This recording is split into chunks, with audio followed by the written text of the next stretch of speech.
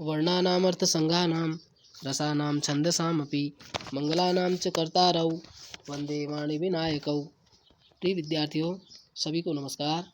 आज हम एलटी हिंदी भाषा के कुछ अति महत्वपूर्ण प्रश्नोत्तरों के बारे में विस्तार से चर्चा करेंगे, जो विभिन्न प्रतियोगी परीक्षाओं में बार बार पूछे जाते हैं। वीडियो में अंत तक बने रहिएगा। यकीन कीजिएगा, यह वीडियो आप सभी के लिए बहुत ही लाभप्रद रहने वाली है। बिना देरी किए हुए प्रश्नों की तरफ जाते हैं। पहला प्रश्न है, भाषा शब्द की उत्पत्ति किस धातु से हुई है? पहला विकल्प है भव धातु, दूसरा विकल्प है भास, तीसरा विकल्प है भा धातु, चौथा विकल्प है भू धातु। बताइए सही उत्तर क्या है? देखिए, इसका सही उत्तर है विकल्प नंबर 2। ठीक है। अगला प्रश्न है, निम्नलिखित में से भाषा की विशेषता है।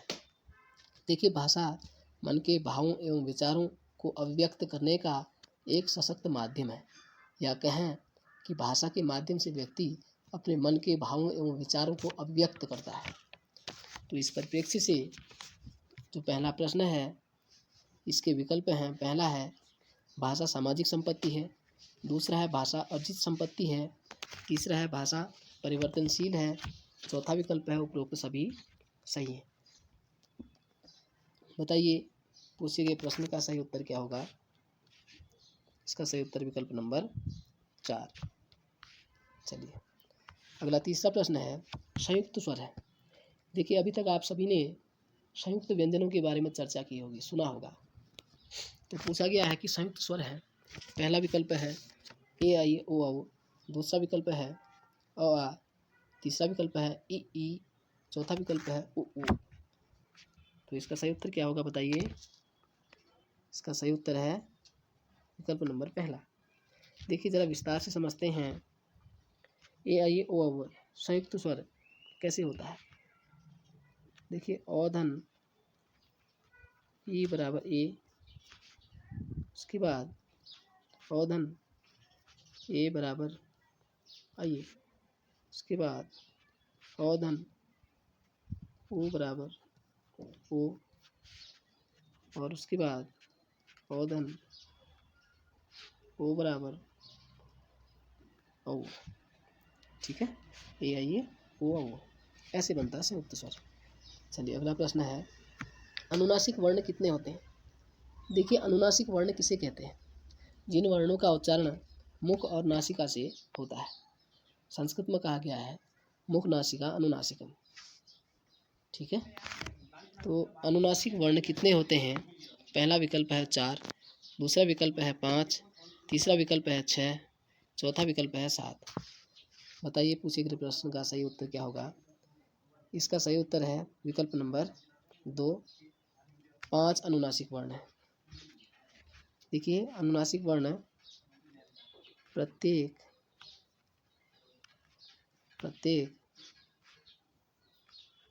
वर्ग का पंचम वर्ण होता है। प्रत्येक वर्ग का पंचम वर्ण होता है क्या? अनुनासिक। अब वर्ग कितने होते हैं? देखिए, हिंदी व्यंजनों में 5 वर्ग हैं। क वर्ग, च वर्ग, ट वर्ग, त वर्ग और प वर्ग। अब इसका क्या है? क ख ग घ अंग, ये अनुनासिक है। च छ छ छ य अनुनासिक है। ट ठ ट ठ अण अनुनासिक है। त थ त थ न अनुनासिक है। प फ प फ म।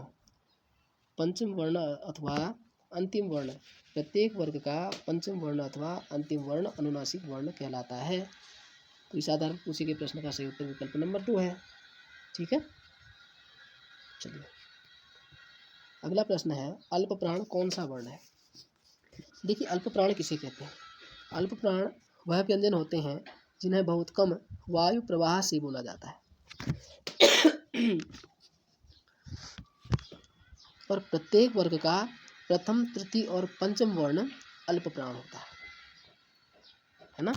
प्रत्येक वर्ग का, जैसे क च ट त प 5 वर्ग हैं, है ना।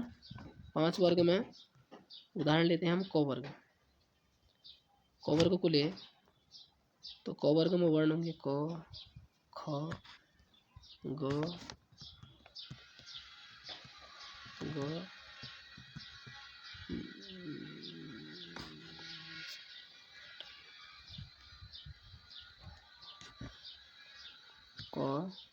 ख, ग, घ, ङ। ठीक है। अब पूछा गया अल्प प्राण। देखिए अल्प प्राण है प्रत्येक वर्ग का प्रथम वर्ण, तृतीय वर्ण और पंचम वर्ण। ठीक है। अब पूछे गए प्रश्न का विकल्प है पहला क, दूसरा ख, तीसरा फ, चौथा ठ। तो सही उत्तर क्या होगा बताइए। इसका सही उत्तर होगा विकल्प नंबर पहला। ठीक है। आगे पूछा गया निम्नलिखित में से महाप्राण है।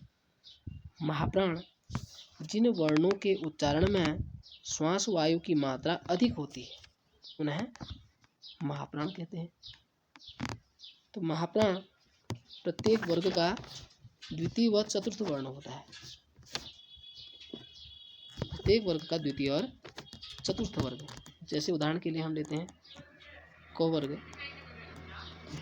क वर्ग में आते हैं वर्ण क, ख, ग, घ, ङ।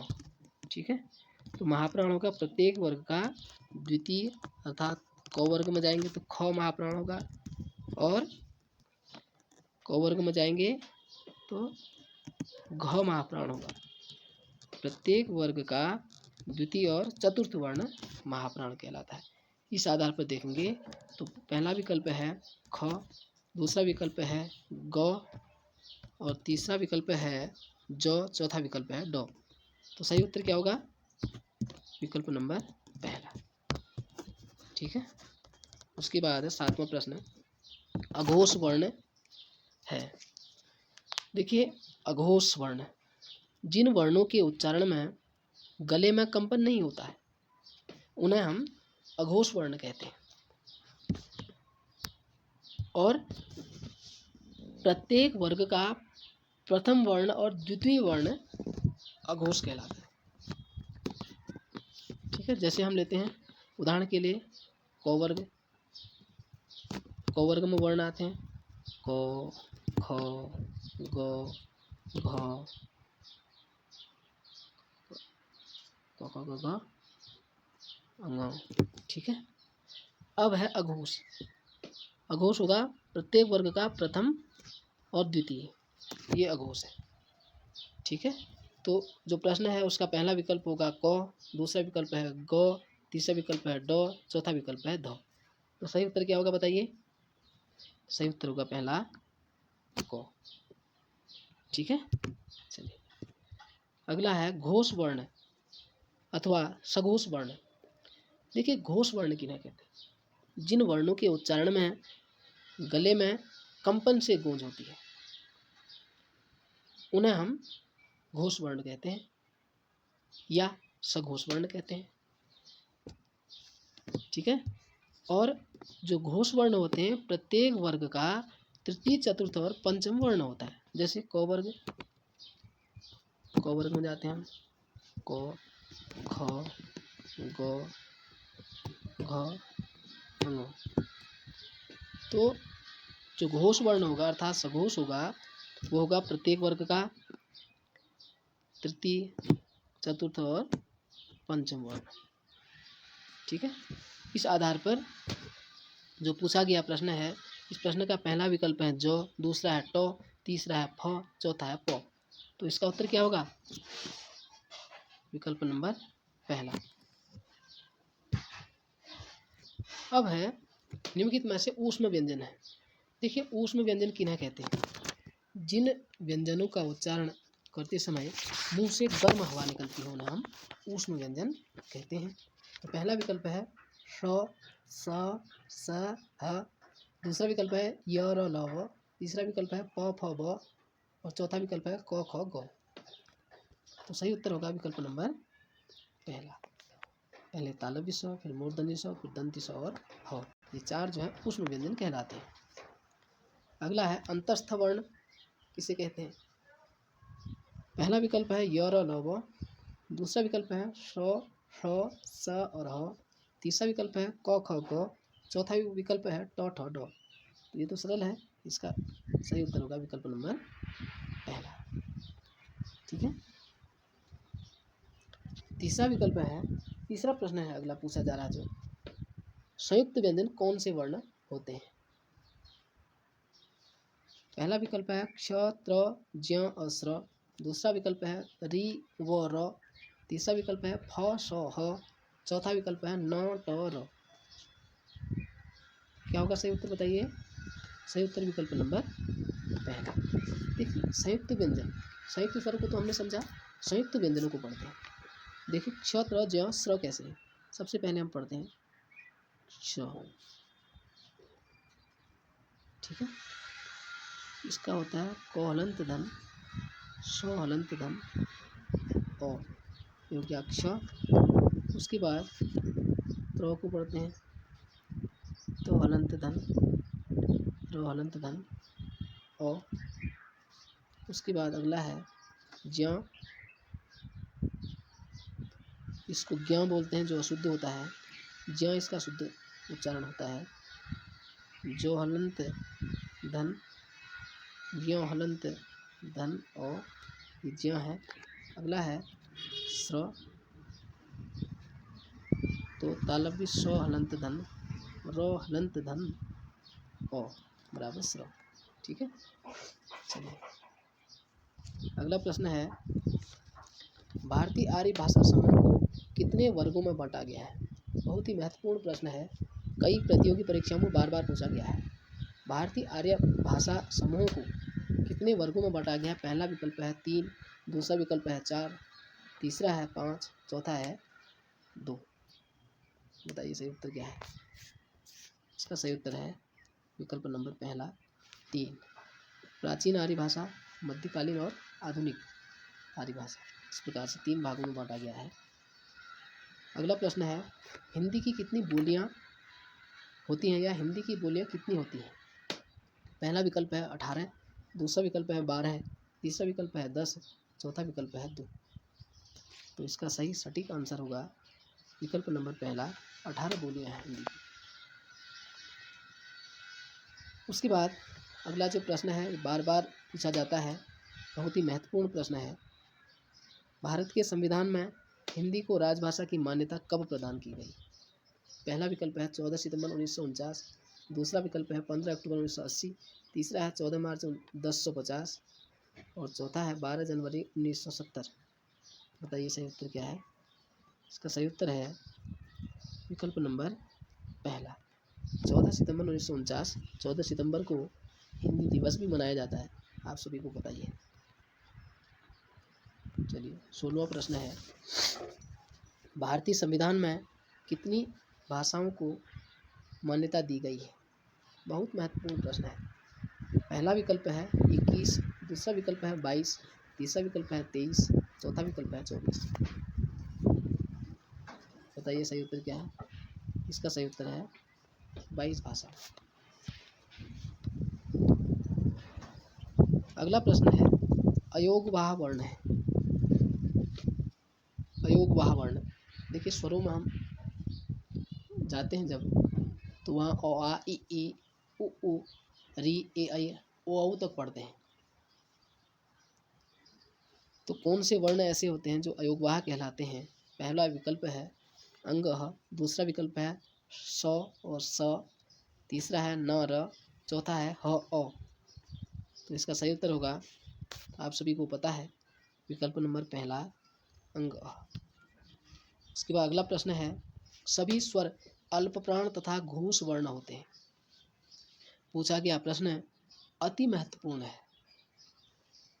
तो पहला विकल्प है पूर्णतः सत्य है कथन, दूसरा विकल्प है अंशतः सत्य है, तीसरा विकल्प है पूर्णतः असत्य है, चौथा है अंशतः असत्य है।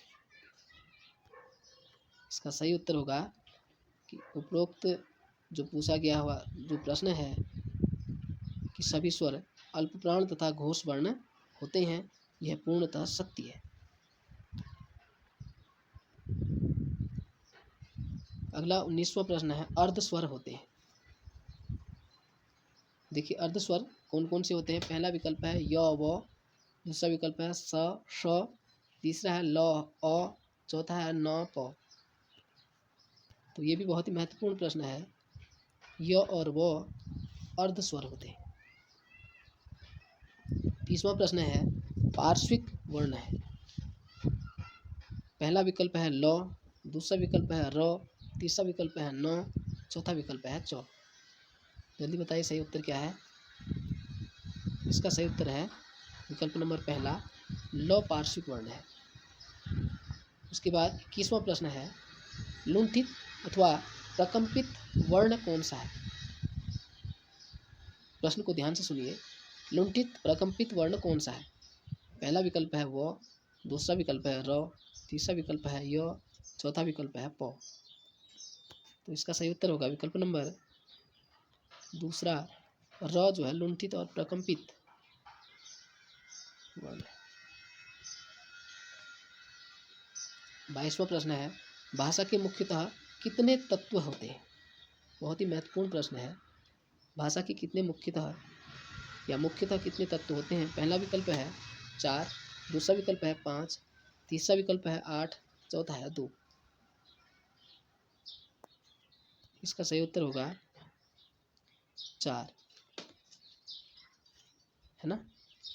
तो भाषा के मुख्यतः 4 तत्व होते हैं, जिनमें हम कह सकते हैं कि ध्वनि, उसके बाद वर्ण या फिर शब्द कह लीजिए, फिर वाक्य, फिर अर्थ, इस तरीके से 4 मुख्यतः तत्व होते हैं। अगला प्रश्न है, स्वनिम किसे कहते हैं। देखिए भाषा विज्ञान का प्रश्न है, बहुत महत्वपूर्ण प्रश्न पूछा गया है। स्वनिम किसे कहते हैं। पहला विकल्प है ध्वनि, दूसरा विकल्प है शब्द, तीसरा है वाक्य, चौथा है पद। बताइए क्या है सही उत्तर।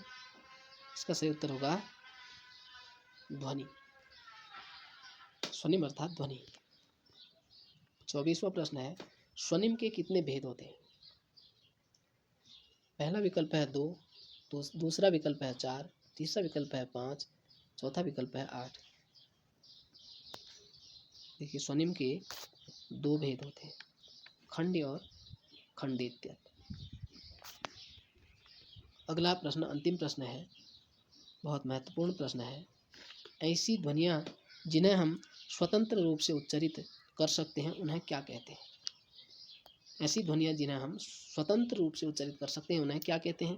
पहला विकल्प है खंडी, दूसरा विकल्प है खंडेतर, तीसरा विकल्प है पद, चौथा विकल्प है भाषा। बताइए सही उत्तर क्या है। और इस प्रश्न का सही उत्तर क्या है, इसका उत्तर आप कमेंट बॉक्स में दीजिए। और हमारी वीडियो आपको कैसी लगी ज़रूर प्रत्युत्तर दीजिएगा। और वीडियो को सब्सक्राइब, लाइक और शेयर करना न भूलिएगा। बहुत बहुत धन्यवाद।